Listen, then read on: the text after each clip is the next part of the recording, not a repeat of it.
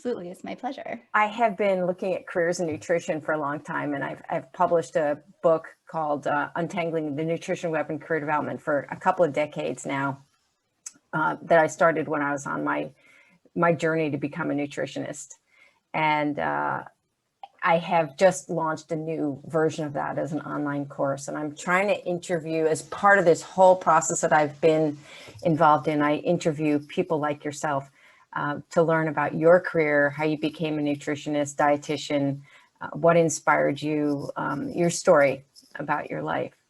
And then I post those on my website so that people can see all the different variations that there are for careers in nutrition dietetics.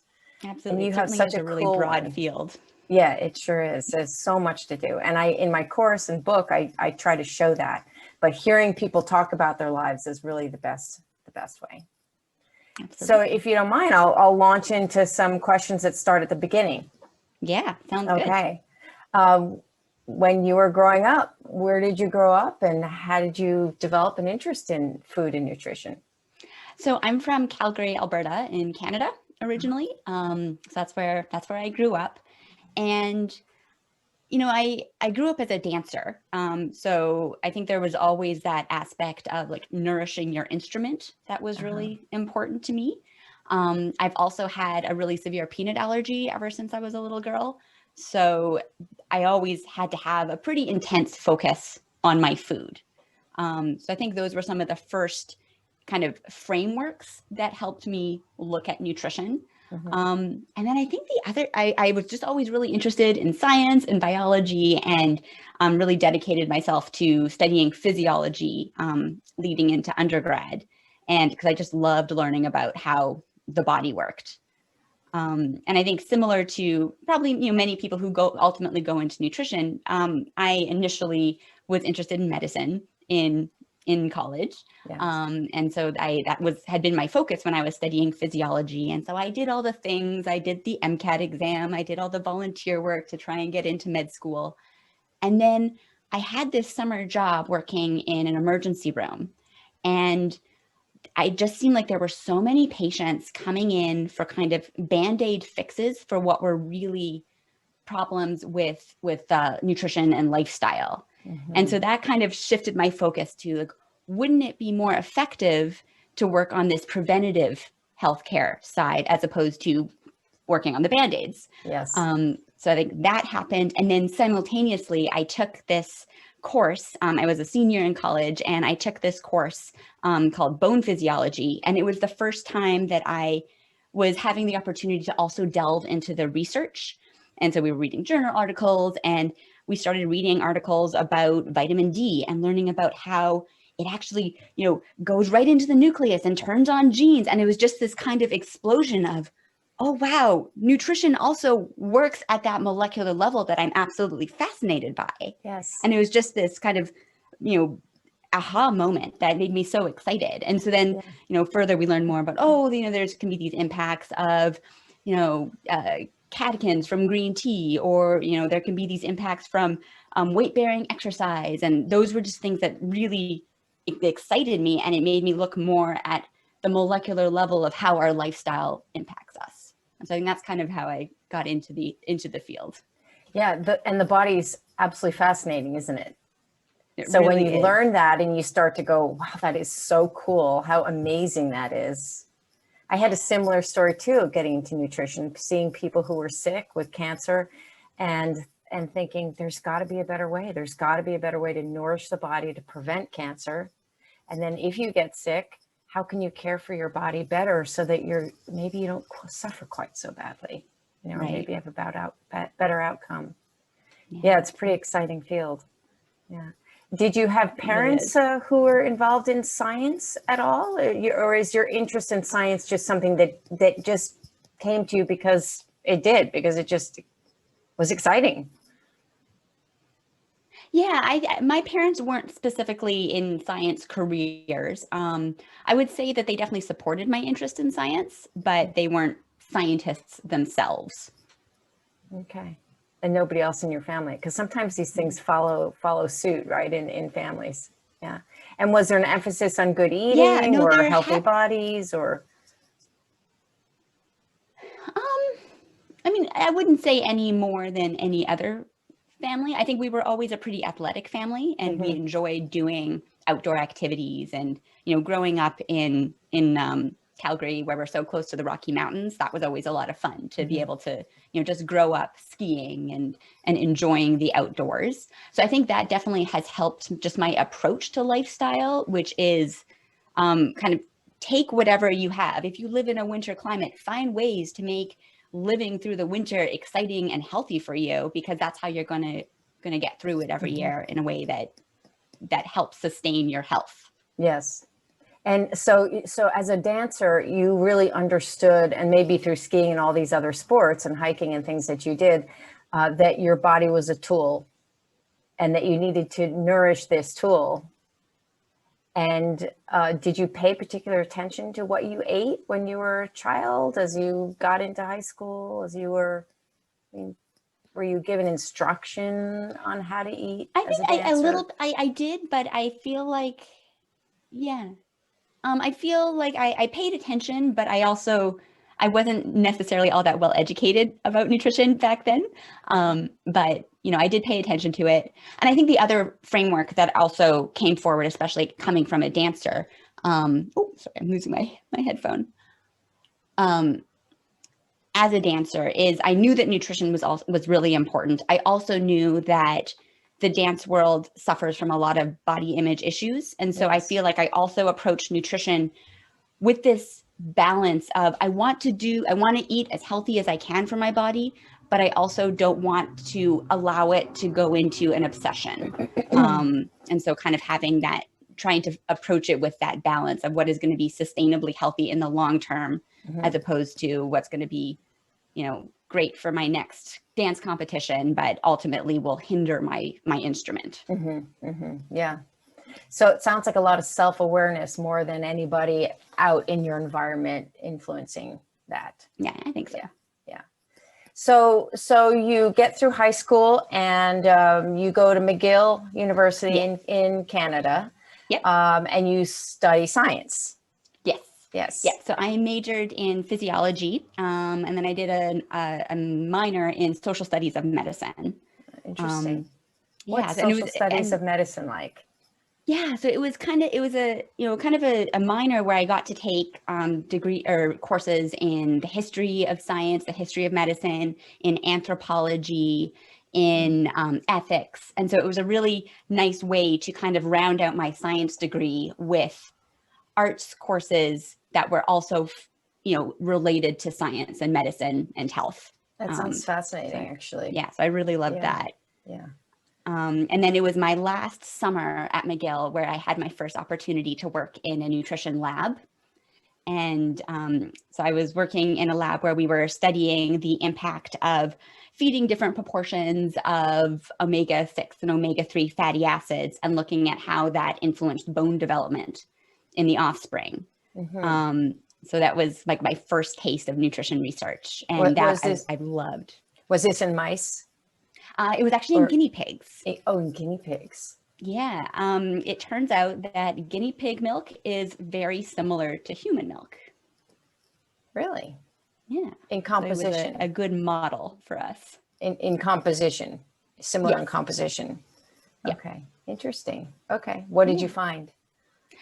So we did find that the proportions of omega-6 and omega-3 fatty acids seem to improve bone development in the baby boy mice, but not in the females. So there seemed to be a gender difference, which was interesting. Okay. Yeah, interesting. Okay. So what happened? The most important thing was just having that first taste of research. Yes. And learning about how to make things similar across groups, how to be consistent as a scientist, how to isolate, the manipulated variable and like keeping everything else controlled and all that. Yeah. And you enjoyed that lab work? I did. Yeah. So another important thing in your development, and were you when noting what you found stimulating and interesting, and then perhaps following that on through into your next degree? Yeah. What happened when you left McGill? So after McGill, I went and did my master's in biochemical and molecular nutrition at Tufts in Boston. And I think the thing that really attracted me to that program was both that I would have the opportunity to do a degree, like really getting into the nitty gritty, molecular level science of nutrition, but that the school also has a big emphasis on policy. So I was able to kind of round out my approach to nutrition with learning the policy side as well, even though my specific focus was at that molecular level. Yes. Okay. Yeah. And Tufts is a well-known school in nutrition. And yeah, I loved my time there. In part because of the public policy, right? They've been big advocates in policy. Yeah, absolutely. Yeah. And so I went there with just the intention of doing my master's. And then after my first year, I switched into the PhD program. Because again, I was just loving the opportunity to be doing like really cutting edge research there. Yes. Okay. So you didn't have time in between McGill and Tufts? I did not, no. So I ended up going straight away.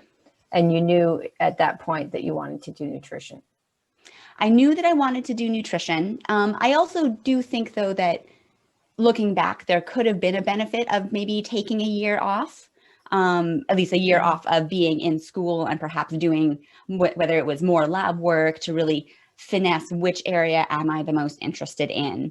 Because as I said, it started off with nutrition and bone health because that was kind of the first thing that piqued my interest. But then once I got to Tufts, I just realized how many different areas there were. And so I can certainly see a benefit in taking a year off. And I think if I were to do it again, I might do that. Okay. So while you were then at Tufts, what did you do and how did you explore to find your niche then? So while I was at Tufts, one of the great things I loved about that program is they give you this opportunity to rotate through several different labs. So I had the opportunity to do some more research with vitamin D and muscle. I also did some ultimately what I ended up focusing on was epigenomics. And so I was looking at how epigenetic patterns would change over the course of the aging process, and how diet could influence those age-related epigenetic changes. So that was really interesting to work on, but that was also within a lab that mostly focused on colon cancer. So I had this opportunity to get a feel of what it's like to do cancer research as well. I see. Okay.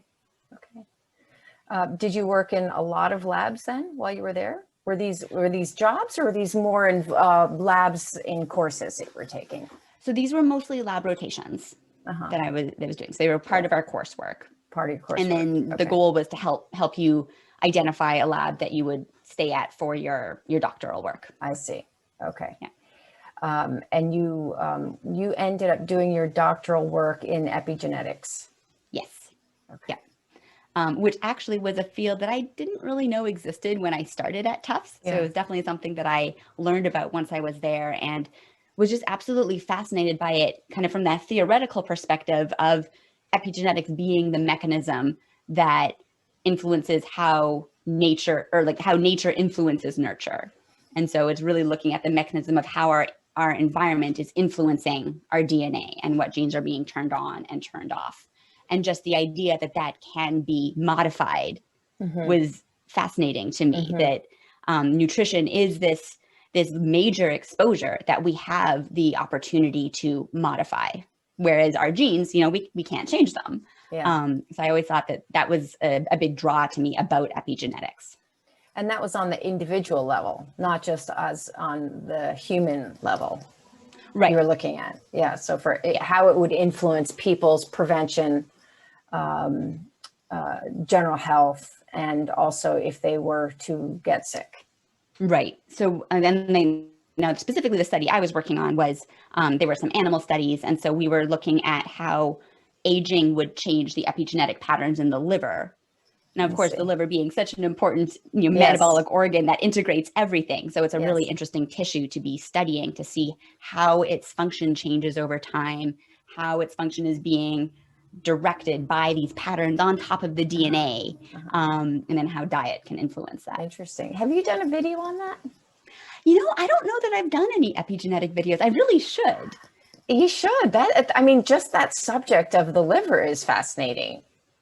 It really is. right? Yeah, no, I'm In teaching a macronutrients course right now at Tufts, and I fun. really feel like an alternative name of the course should be like Ode to the Liver, the Most Amazing Organ, because it's just such a I feel like it's not very glamorous, but it's such a fascinating organ when it comes to how it integrates the metabolism of the whole body. I don't know. I think it's pretty cool though. Yeah, because in reviewing your videos, so I love your videos. I Oh, mean, thank you. they're really. I'm going to go back and review a lot of them because I'm learning a lot, you know, and I'm remembering a lot of things that I haven't needed to really think about in a while. Mhm. And you know, you start taking for granted because you know I eat well and I exercise well and I take care of myself, but you know, getting back into, you know, why am I eating that, you know, really reviewing it again, it's super helpful. But I would Yeah. love to hear you talking about the different organs and how nutrition uh, uh, interacts with those organs. Yeah, it It'd would be definitely very be a cool. fascinating topic. Yeah, it would be Yeah. very fascinating, And then how organ they by all talk to organ. each other. Yes, right. Yeah. Yeah. So that takes you through your PhD at Tufts Hmm. and this interest in epigenetics and your focus on the liver. And you've been teaching at Tufts, I think now for a while, right? As an adjunct. Yeah, so I've been there. This is my second year teaching there, you know, a full graduate level course. I did some teaching there also when I was doing my postdoc, which I also did at Tufts, Okay. and have done, you know, several guest lectures that I continue to work on with some former colleagues. Uh-huh. Yes, Okay, I've great. maintained some good connections there, which feels Okay. good. So at that point in your life, what were you thinking in terms of your career? So it's really interesting. I loved the field of epigenetics kind of theoretically. Mm-hmm. What I did find, though, as I was going through my PhD, is that um, studying epigenetics really means that you're a computer programmer. Uh-huh. Oh. And I managed to learn the R programming that I needed, and like managed to figure out what are the algorithms I should use to analyze my genome-wide methylation data. Mm-hmm. Um, but I think I also was coming to terms with the fact that programming doesn't fit my personality very well. It was a Okay. pretty isolating, I found, type of work Yeah. that didn't really fulfill me the way that I felt like my career should. Um, so then when it came time to, you know, finish my PhD, I did a postdoc after that, but I did a postdoc that was both um, lab based as well as a lot of teaching opportunities, Uh-huh. and so it really gave me a chance to continue developing both sides of my career in that way.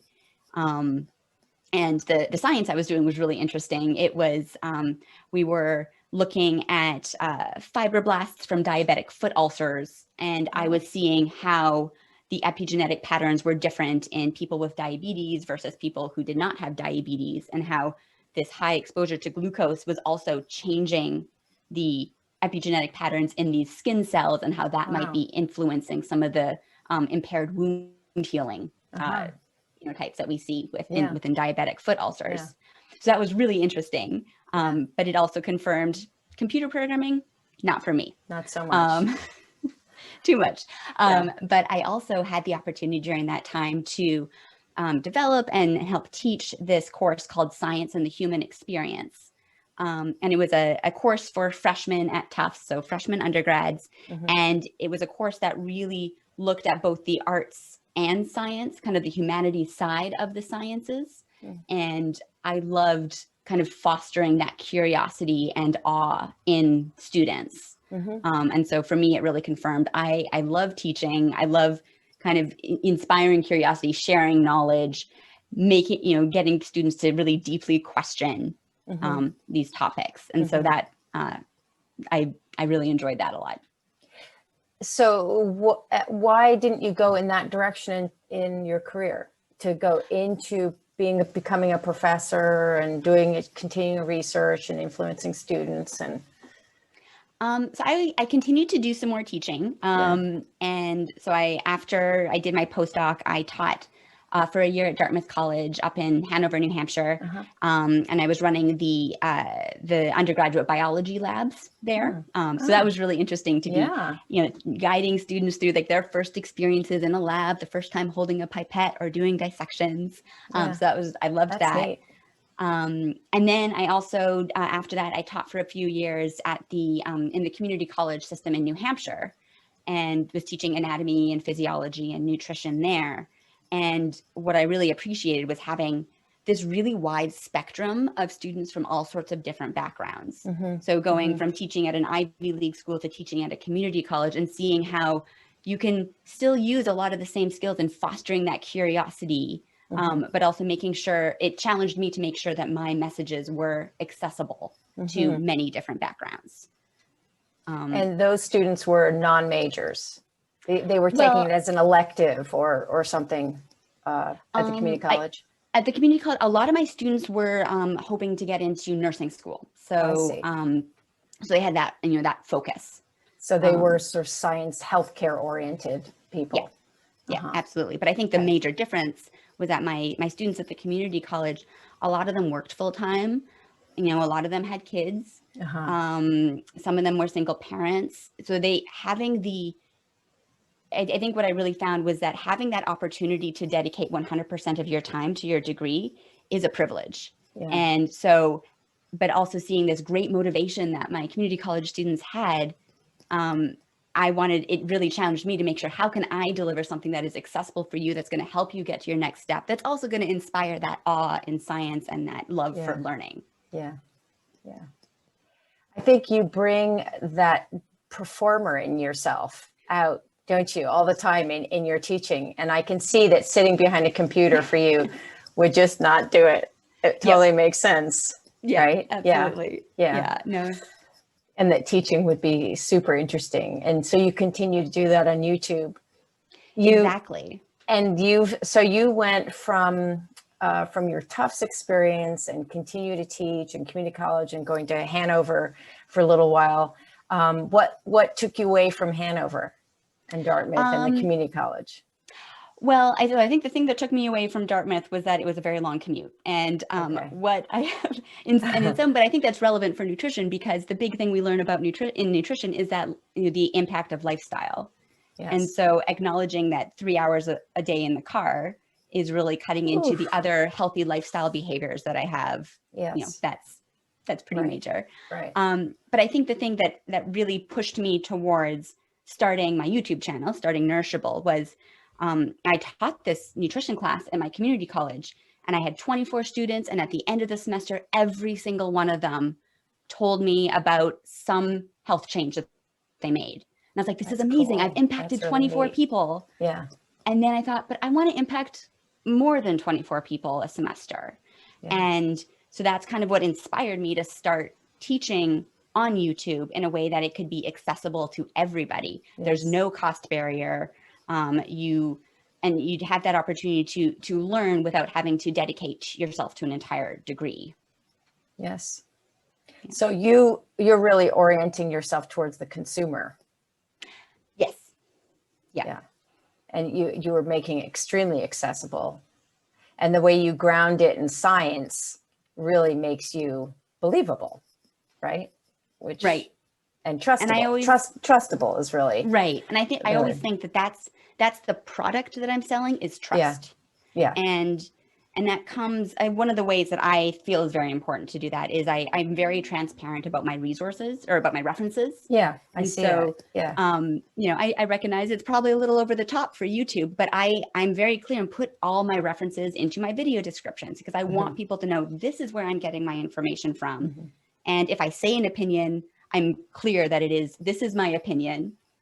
Versus this is where the field stands, or this is what this particular study demonstrated.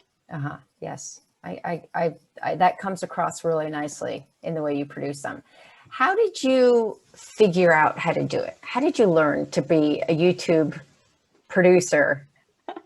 They're so beautiful. They're so polished. You're so good at it. Talk about that. So anybody who wanted a career in YouTube, how would they start? Well, the first piece of advice is just get started. Uh-huh. And if you go all the way back to my very first videos, I was pretty awkward. So it's a steep learning curve. And I think Uh-huh. no matter what you do, there's always going to be a steep learning curve. On YouTube, your learning curve happens to be in the public eye. Yeah. But I think that was actually something that I took from my dance experience, was that you just start performing. You get better every time. And that's just part of the process. So you have to have that, enough confidence to take the first step and acknowledge that you're going to continue to grow and get better over time. So that was the first part. The other part that is incredibly important in this whole story is that I'm very supported by my partner, by my husband, who encouraged me to start a YouTube channel. He has a background in audio engineering, so he was always excited to take his audio engineering background to help support me through this. So it is something that we work on together, and he has done, the lion's share of the camera work and figuring out, how should we do lighting and how should we do, what camera should we use and what frame rate and all of those types of things. Yeah. So it is something that we work on together. That's a fun project then for you both. Yeah. That's yeah. very No, it cool. is. It does feel really good to be able to work on something together. And at the end of the day, or more reasonably, at the end of the month, when I finally get a video out, we can say, wow, like we created something together. Yeah, that's neat. And how long does it take you to create one of those videos?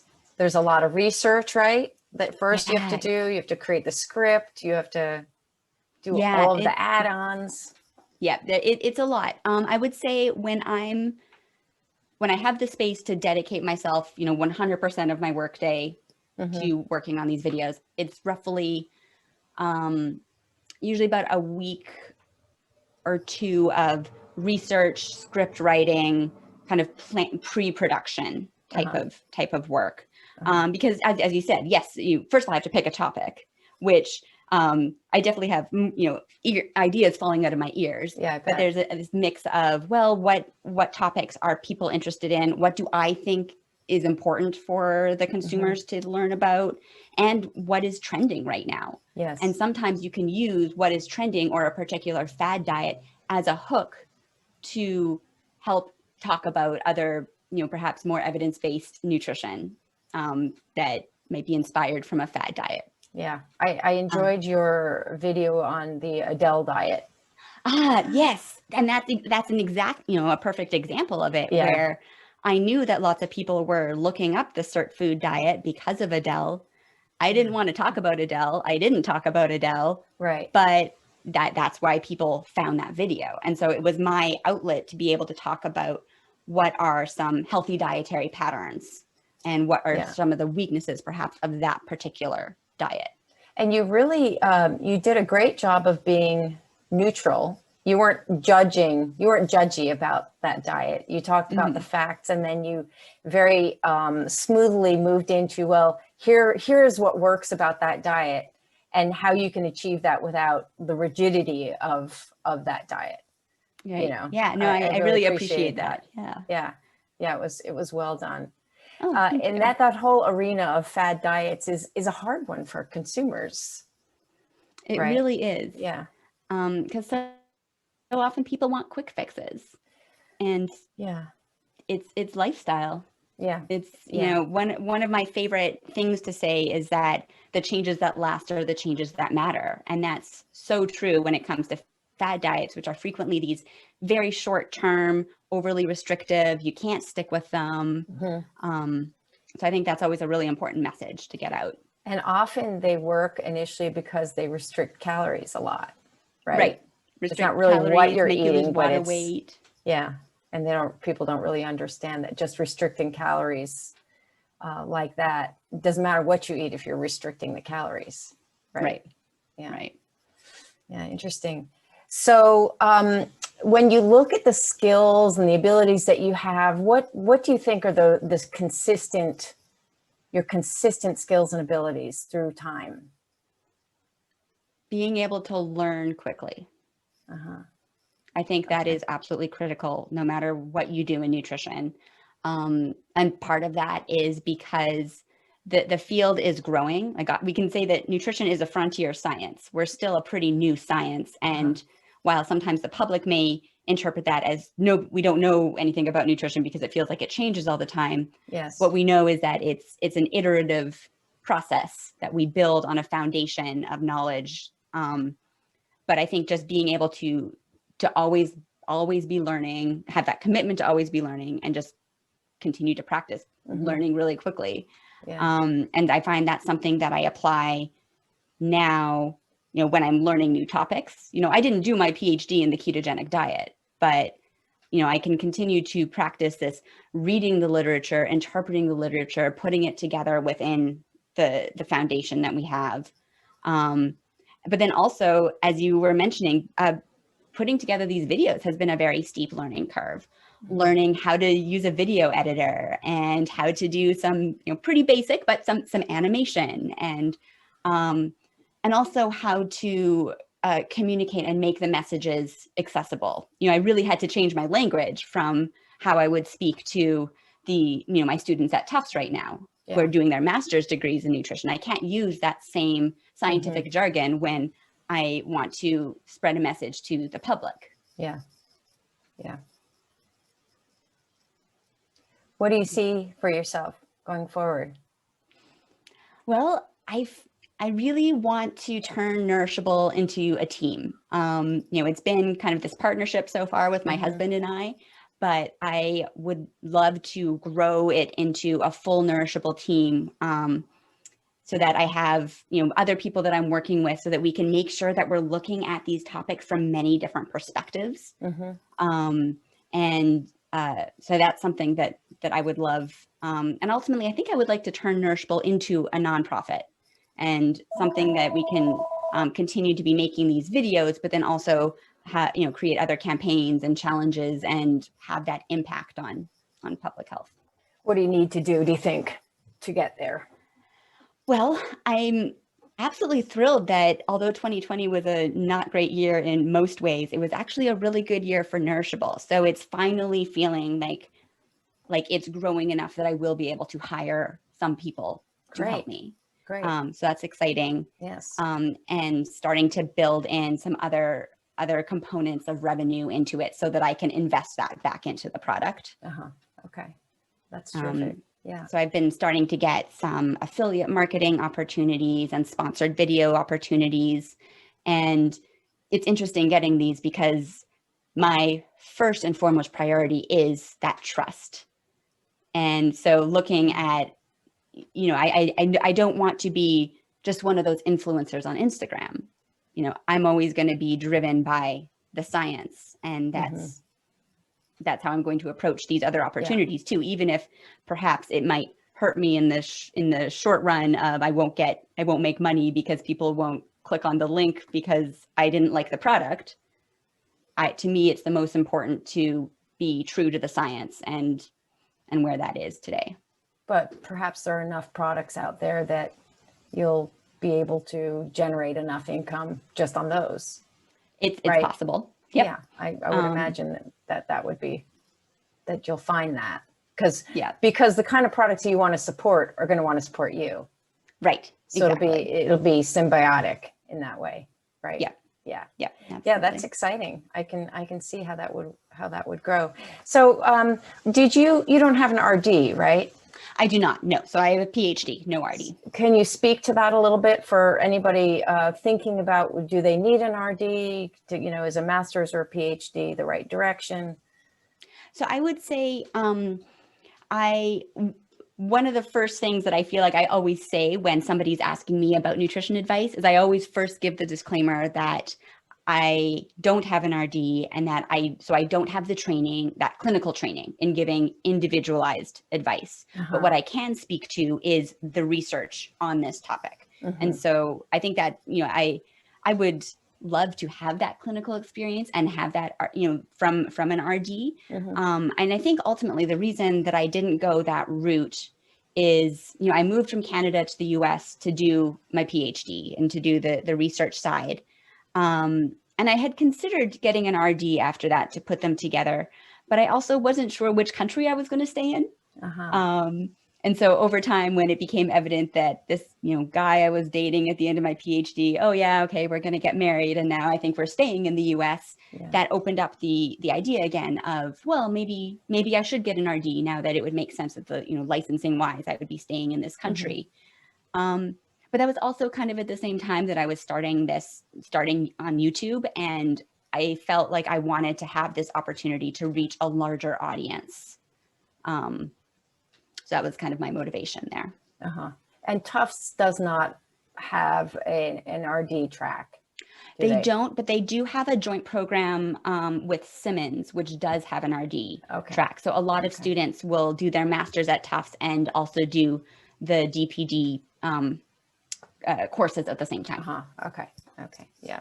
And I think that's going to change too, as the academy goes towards their future in dietetics program, where everybody will be required to have a master's. It's going to change the field for people. Right. And then at Tufts, they do have the dietetic internship, I believe. Yeah, because I had some friends who were in that program. Okay. And what do you see, where do you see the career going, the opportunities in nutrition and dietetics? Where do you see that going in the future? Well, I think I mean, I guess I'm probably biased, but I think that the communication side is so important, where, people are online more and more and getting a lot of nutrition information from untrusted sources. So often everybody thinks they're an expert in nutrition because everybody eats. Yes. Right. And so I think it's more and more important for people who have a background in nutrition to be sharing evidence-based messages and sharing it in an authentic voice too. So I think that's a place where no matter what field you are in nutrition, sharing your experience with how you engage with nutrition in your day-to-day life, I think is incredibly important. Okay. Any advice for young people coming up? I guess part of it is just, always be open to learning. Yeah. And networking is incredibly important too.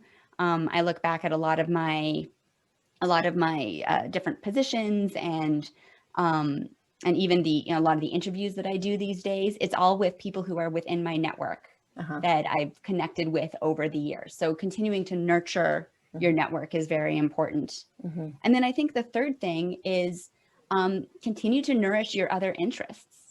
So you may be dedicated your education to nutrition, but if you're also interested in photography, you can put those together.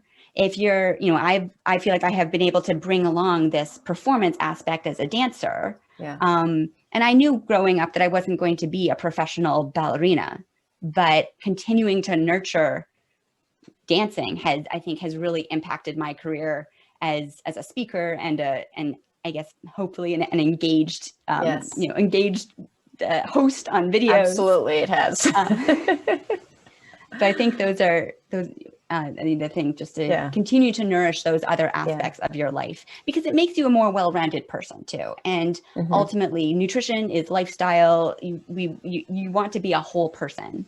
We're not just little machines eating nutrients. Yes, right. I love the way you have described this combination of skills and interests through your career. It's the kind of thing that I have been promoting in my career development book, that you can be interested in photography and nutrition and you can pair those together into a career, right? You could be a dancer and be interested in food and nutrition, and you can pair those together in a career. And that's exactly what you have done. Who would think, oh, I'm a dancer, how am I going to create a career in nutrition out of that? But you have done it. Right.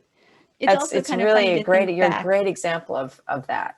Oh, thank you. Yeah. And it's funny to think back, I was never a little girl saying, oh, I want to be a YouTuber when I grow up. Yeah. But it's just a way of bringing together the kind of a synergy of the different skills that you have. Yeah. Yeah. Well, congratulations on finding that path for yourself. Oh, thank you. It's sometimes it's hard to find that thing that nourishes you, right? That gives you the passion and the motivation to make it happen. Right. Yeah. There certainly are drawbacks of it. You know, one very important thing that if you're considering going out in any kind of online, you know, space is that there are people who aren't going to like what you say, and Yeah. you just have to have a thick skin. Yeah. Yeah. But Yeah. that's the internet. Yeah, that is the internet. It's a fact for everybody, right? Yeah. Yeah. If you put yourself out there, you have to be prepared, unfortunately. Absolutely. But you put yourself out there and you really produce some great material. So thank you for doing that for everybody. Oh, thank you so much. And good luck with your projects, with your business, growing your business. Thank you Sounds so exciting. much.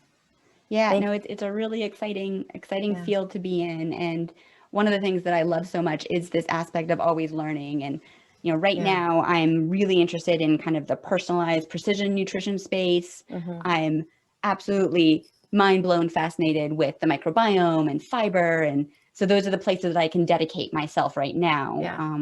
to share with the world. What's your, just last question, what's your thoughts on kefir? I love it. In terms of microbiome, right? Yeah. Now I have to say, I did a video of, you know, I've done a few videos on the microbiome. So I haven't dug into specifically whether kefir, how it can change the microbiome, but I want to do some more, like see if there are actually like studies showing changes. Yeah. It's full of probiotics. So yep. Yeah. So hypothetically it can. Great. Yeah. Yeah. I mean, it's something that's part of my dietary pattern, that's for sure. Is it? Yeah. Yes. Yeah. Yep. Yeah, me too. Yeah. Well, thanks so much, Laura, for talking with me. I really Thank you. This has appreciate been it a pleasure. it. Yeah. I'll be staying tuned to your channel and hearing what you have to say. Wonderful. Thank you so much. Thank I really you so appreciate much. it. Okay. Yeah. Take care. You too.